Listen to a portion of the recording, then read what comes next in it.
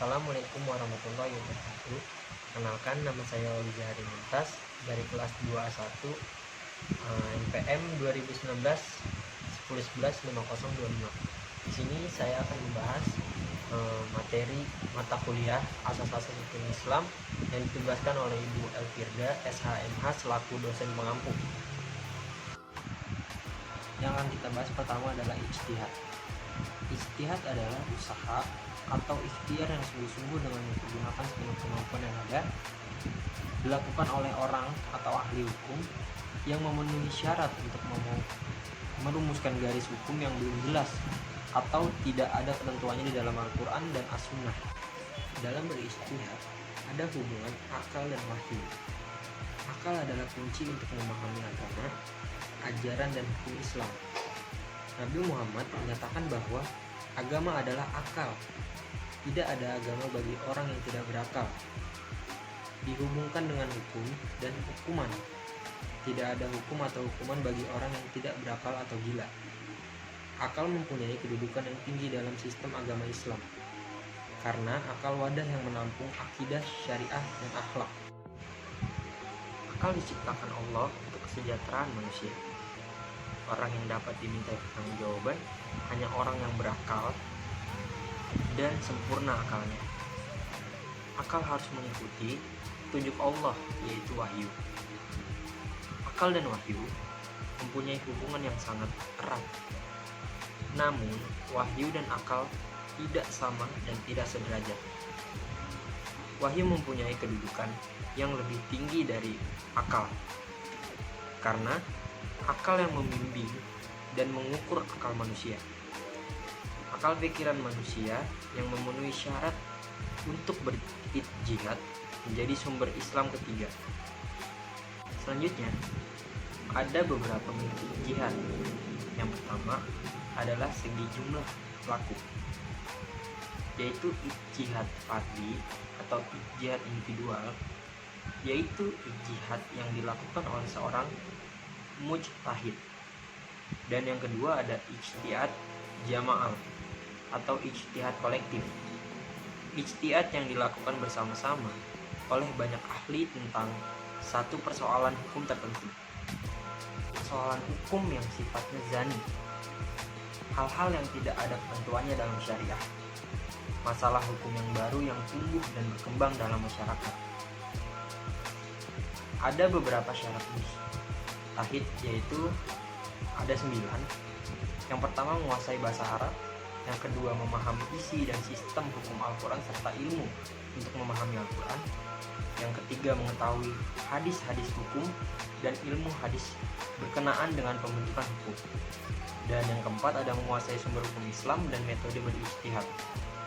Yang kelima, mengetahui dan menguasai kaidah-kaidah fikih. Nah, yang keenam ada mengetahui rahasia dan tujuan hukum Islam. Yang ketujuh, jujur dan ikhlas.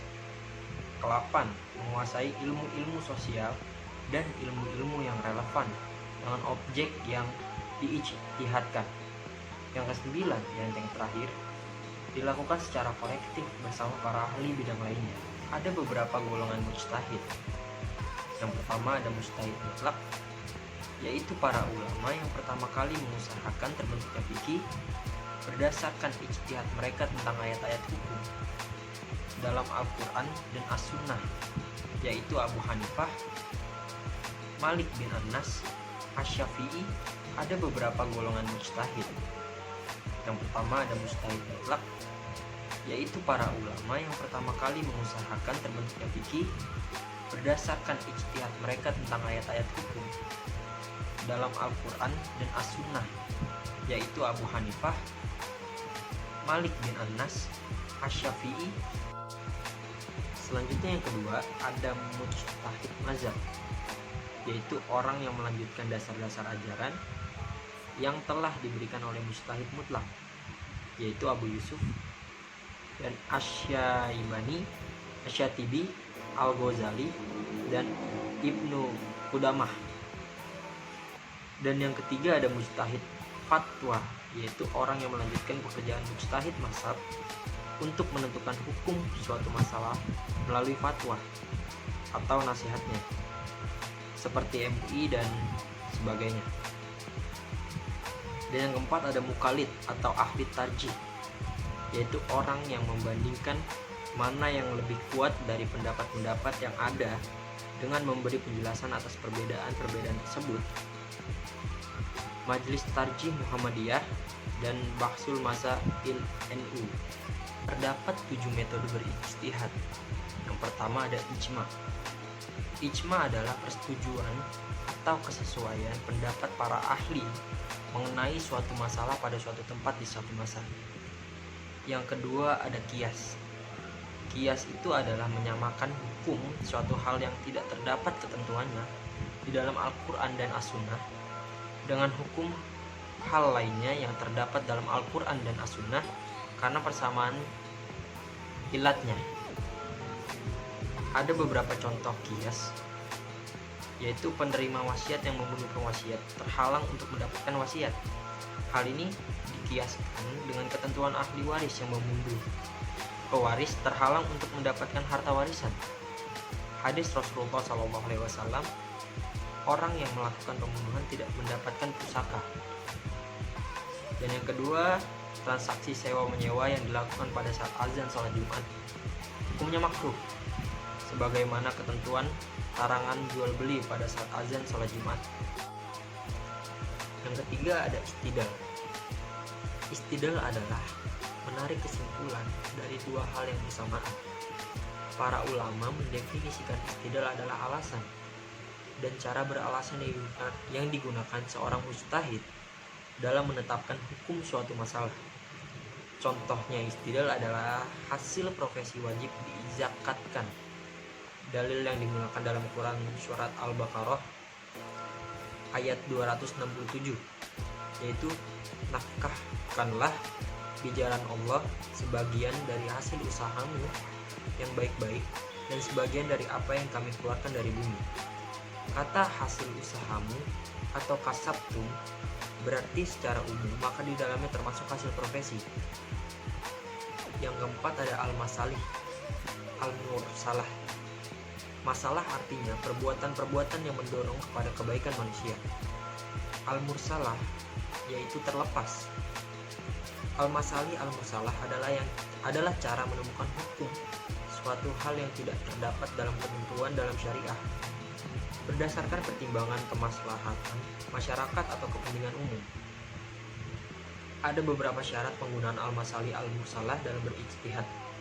Yang pertama, ada masalah mursalah tersebut adalah masalah yang hakiki dan bersifat hukum.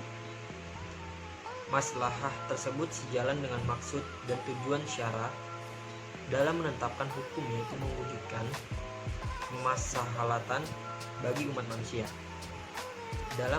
Dalam menetapkan hukum tersebut tidak bertentangan dengan dalil syara'. Maslahah mursalah tersebut dilakukan dalam kondisi yang memerlukan. Apabila tidak ditetapkan hukumnya, maka masyarakat akan berada pada kesulitan. Dan di sini juga ada contoh al-masalih al-mursalah. Pertama, penetapan hukum lalu lintas, penetapan hukum pajak. Yang kelima ada istihsan. Istihsan atau lugawi, yaitu mengikuti sesuatu yang lebih baik. Istihsan adalah cara menentukan hukum dengan jalan menyimpang dari ketentuan yang sudah ada demi keadilan dan kepentingan sosial. Contohnya adalah mewakafkan tanah yang di dalamnya terdapat jalan dan sumber air minum. Apakah jalan dan sumber air minum termasuk bagian yang diwakafkan? Dalil transaksi jual beli qiyas dahir hanya tanah.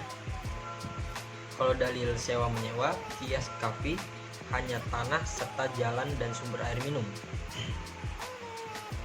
Ada juga pencurian pada masa kelaparan atau paceklik. Hukuman apa yang harus diterapkan? Kalau menurut dalil umum, pencuri laki-laki dan pencuri perempuan, potonglah tangannya. Menurut Quran surat Al-Maidah ayat 37. Kalau menurut dalil khusus, yaitu situasi paceklik menjadi halangan berlakunya hukum potong tangan. Yang keenam ada istisab. Istisab adalah melangsungkan berlakunya hukum yang ada karena belum ada ketentuan lain yang membatalkannya. Menurut kaidah fikih dalam istisab, contohnya hilangnya seseorang dalam waktu lama dan tanpa kabar apakah ia masih hidup atau tidak. Hukum berlaku seperti keadaan semula, ia masih hidup, yaitu terdapat pemikiran harta atau terhadap suami atau istri, kecuali telah ada penetapan hakim bahwa orang tersebut ditetapkan telah meninggal, maka berlaku hukum baru, ia sebagai orang yang telah meninggal. Yang ketujuh adalah urf. Urf adalah adat istiadat atau kebiasaan dari masyarakat tertentu yang tidak bertentangan dengan hukum Islam, sehingga tetap dapat berlaku bagi masyarakat tersebut. Kaidah fikih al-adatu muhakkamah atau adat dapat dikukuhkan menjadi hukum. Ada syarat pemberlakuan urf, yaitu urf bernilai maslahat dan dapat diterima akal sehat. Yang kedua, urf itu berlaku umum dan merata di masyarakat setempat. Yang ketiga, urf itu telah berlaku pada saat itu, bukan ditetapkan kemudian. Urf tidak bertentangan dengan dalil syara. Contohnya,